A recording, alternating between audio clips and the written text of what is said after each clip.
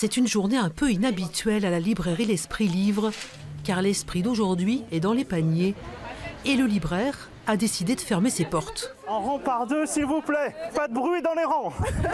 Yvan est un libraire vagabond et chaque année il aime à entraîner ses clients en librairie buissonnière.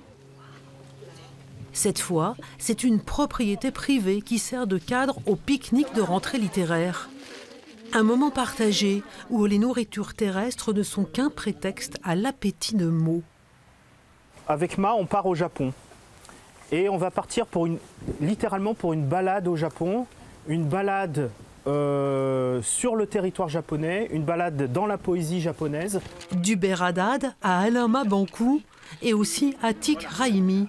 On devine un été entre les pages pour le libraire qui n'hésite pas à défendre ses coups de cœur, même à contre-courant des critiques, comme ce livre d'Agnès Dezartes. Et je vais m'engager là et peut-être choquer certaines personnes qui ont lu le Christine Angot.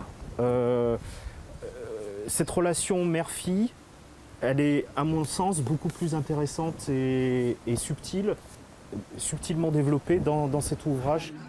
Première petite pause nourrie, où les clients partagent aussi leur relation à leur libraire. Ils n'ont même que cela à la bouche. On s'aperçoit qu'on n'est pas les seuls finalement à profiter d'une relation comme ça, assez proche finalement, et je dirais, si pas quotidienne, probablement au moins hebdomadaire. C'est la relation qu'ils savent créer avec nous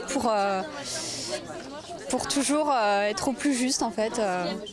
Moi, contre les États-Unis, c'est un manuel de guérilla politique. Il faut faites-vous plaisir, vous allez voir, c'est énorme. Et il est tout aussi intarissable sur la littérature étrangère.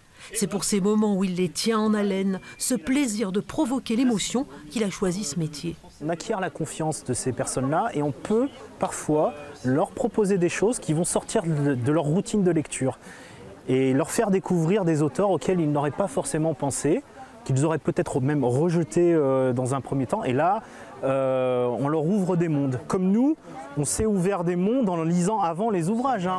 Dans quelques semaines, pour inscrire ces échanges dans un nouveau chapitre, un club de lecteurs va être créé.